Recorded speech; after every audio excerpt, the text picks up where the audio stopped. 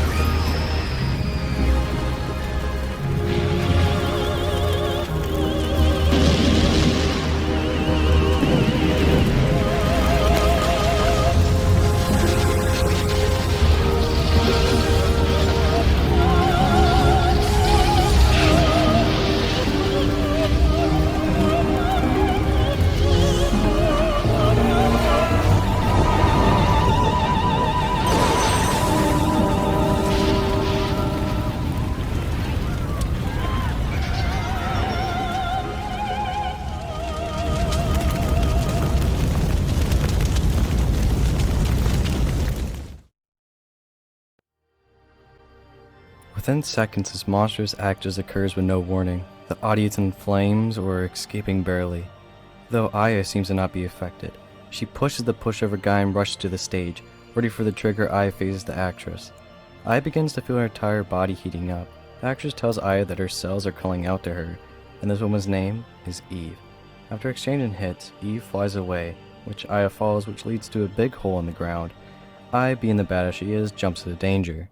We see a little girl standing in front of Aya, before then running and disappearing into thin air. We encounter this disgusting rat that just transforms in front of us. We also find a clown guy getting ready for the place before Aya tells him the situation. He runs off to only scream and be found burned to a corpse. We enter a room with a parrot just chilling here and all. We move a corpse to search them, to which we find the theater key. Unlocking one of the doors, we find a diary. This diary belonging to a woman named Melissa. We flip through the pages to see that she had better days from her notes of taking too many of her pills. We then get the rehearsal key. After Peter searching for Eve, Aya finds Eve talking to herself, then leading to a devastating transformation. Another fight between the two erupts. Eve escapes once again, this time into the sewers. Aya unfortunately loses her trail and climbs back up to the theater, where we meet the lovable and tough Daniel. He takes Aya back home, and we call it a night. He's just, wow. So much has happened in a matter of seconds that I wasn't really sure how to put this into words. Like, seriously, I wasn't expecting just how much chaos I was really getting myself into, and I loved it. I was immediately hooked and was already within minutes interested in what both of these characters had to offer. And trust me, there's a lot for you to witness and experience on your own. The story of Parasite Eve is all about science and of course the mitochondria, the powerhouse of the cell. There's a great story here that feels so real somehow within its real cast of a colorful row of fun characters. I highly recommend you spend the story on your own. Trust me, you will not regret it. Though I'd like to talk a little bit about the characters. Daniel is my personal favorite of the cast. He has a son named Ben, and after divorce he has sole custody of him.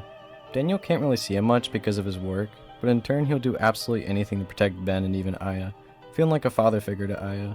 He's so caring and positive that he makes the most horrifying adventures kinda nice.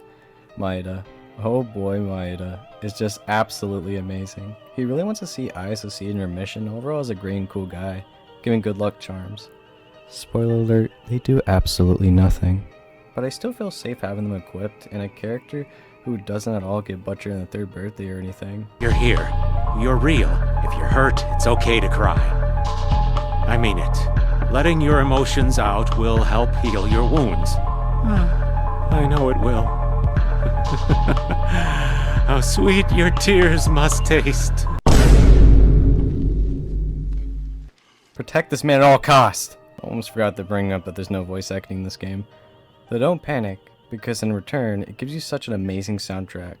Composed by legendary Yoko Shimomura, who went on to work on music for Kingdom Hearts. Yeah, you should remember this. The tracks hit so hard that voicing, of course, isn't needed to make you feel the impact of an important scene. The story is great, and once again, you should see it for yourself. Let's now jump to my favorite part. The gameplay. Just like any RPG, you basically wait your turn with the AT meter. You can either be fast or slow depending on your weapon stats. Parasite Eve has your basic attack using guns and batons. Ammo isn't really hard to get by as you'll occasionally be gifted them from every battle. My favorite has to be the shotgun.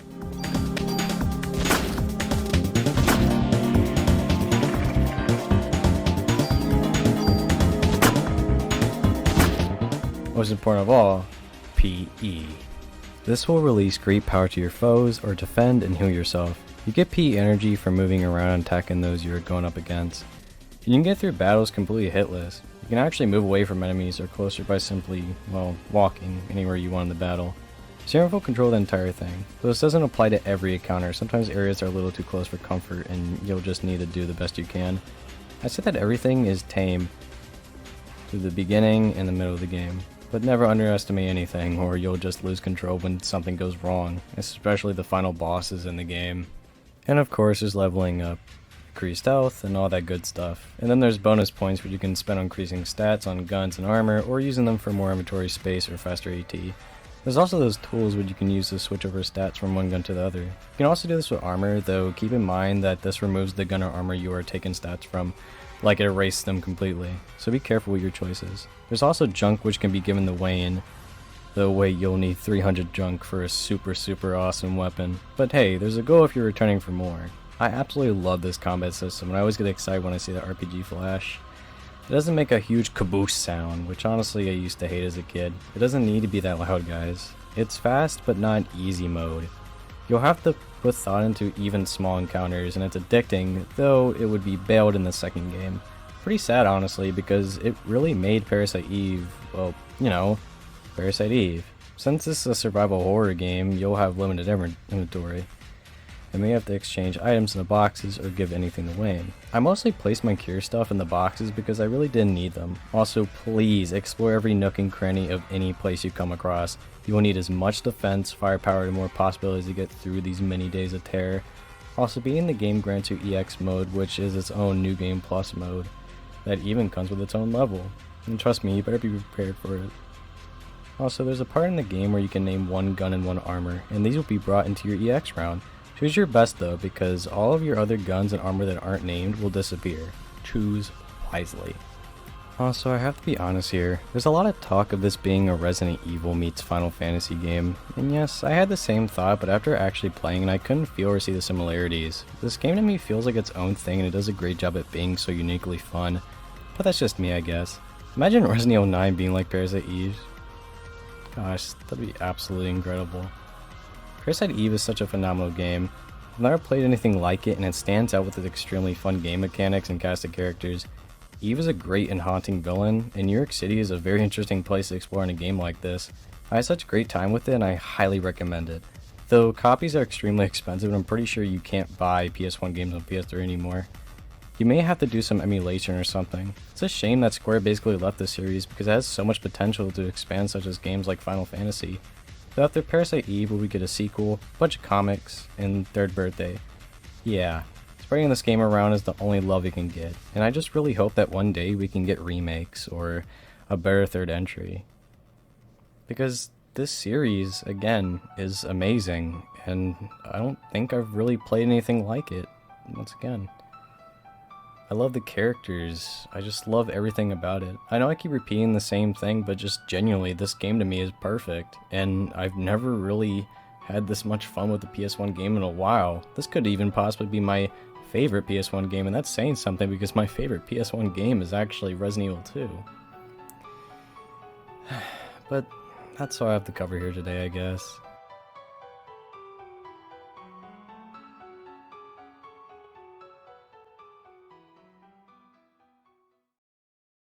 Hey everyone, Jacob here. Thank you guys so much for watching my first ever video on this channel. It took a lot of time and I had an absolute blast talking about this game.